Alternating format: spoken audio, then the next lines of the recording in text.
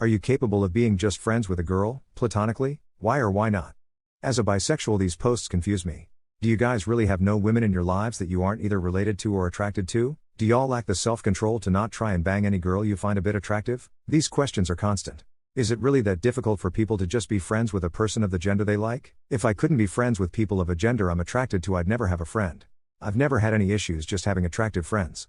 Yeah, if they were a stranger in a bar I may flirt, but I value my friends and trying to sleep with them would be weird as hell since I know them. Yes, I really enjoy having lady friends. And I think it provides something unique that you don't get otherwise. A lot of people claim that this isn't possible due to sexual tension and things like that. But honestly, I don't really think that's a bad thing. It's okay for two people to be attracted to each other and remain platonic. And it generally leads to two people who are very respectful to each other and very attentive friends. When I was in high school, I had more friends who were girls than not. And I found that when I left and went into an all-male work field, I missed the touch of femininity and the nurturing and sentimental attitude that comes with it. Yep. My best friend is a woman. We have seen each other naked multiple times before she asked me to take her virginity and had sex the times after that. If anything, it made our friendship stronger and didn't affect the relationship with the women I have dated over the years. Other than her, most of my circle of friends are women who are friends of my GF. They are like overprotective sisters to me and we are pretty close. Our boundaries and emotional intelligence are pretty solid. So there is not much to worry about on any front. My GF knows she's queen of the castle and everything that comes with it. What was a game you were addicted to as a kid? Wings! And quad. Cinemaware. https://www. YouTube.com/watch. v=_vico907dk, 1991. Wonderful World War I flight sim. Specifically a 3D flight sim. With digital effects and MIDI music. As opposed to the PC Red Baron games. Game has both dogfighting, convoy strafing and bomber missions. The daily diary entries provided a lot of soul and narrative to the game. The triplanes were nasty opponents.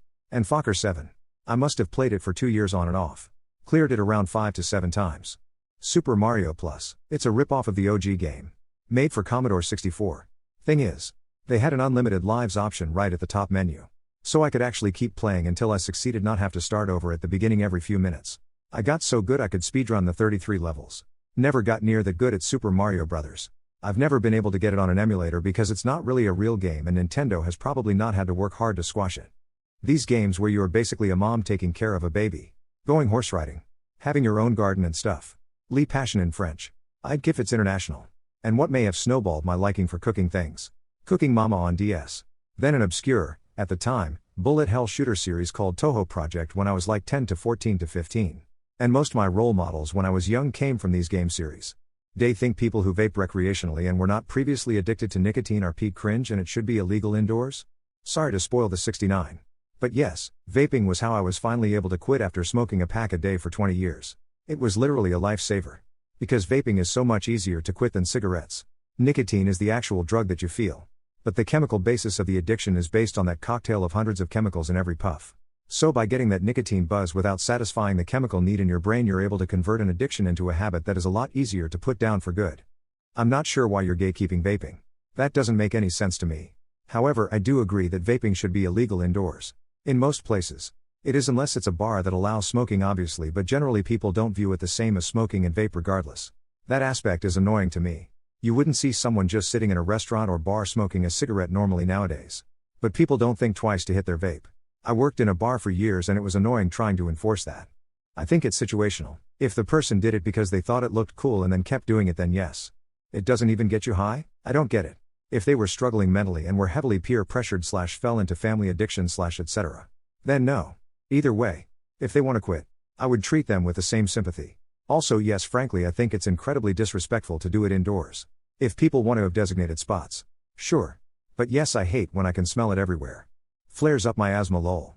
Can we just stop asking generalized questions? This is in fact a generalized question. I think some of those type of questions seem to come from teenagers who don't know much. And who see the world in black and white. I agree. No. Because that would require changing fundamental human nature. The brain evolved stereotyping and generalization as a way to reduce effort. Treating every person as unique is far more computationally expensive than assuming that everyone who looks the same acts the same. So as long as new humans are getting old enough to use Reddit, every one of them will need to be educated on this topic to override their built-in nature. If I like the smell of my own farts, is there something wrong with me? No. It's Reddit. Why do posters on Too Afraid Toast post rants with a question mark on the end instead of actual questions? I think a lot of the people who ask questions in this sub are kids or teenagers. And most will never see your post anyway. Unless you keep posting it every few weeks. I would recommend just scrolling past the posts you don't like. Greater than, can we please just stop with the close-mindedness and try to exhibit some semblance of understanding that everyone is actually different? Greater than maybe. Just maybe. There could be some actual good meaningful dialogue and appreciation of others' opinions. Counterargument: when people post these questions they often get replies which help expose the attitude behind the question. Which may in itself be an answer or allow the op to ask the question better. This is meaningful. I mostly hate the questions where someone asks something like, is eating my own poop weird and quat. Then everybody chimes in like, no. Some people are fecalphiliacs. I like to savor my feces every few days and quat.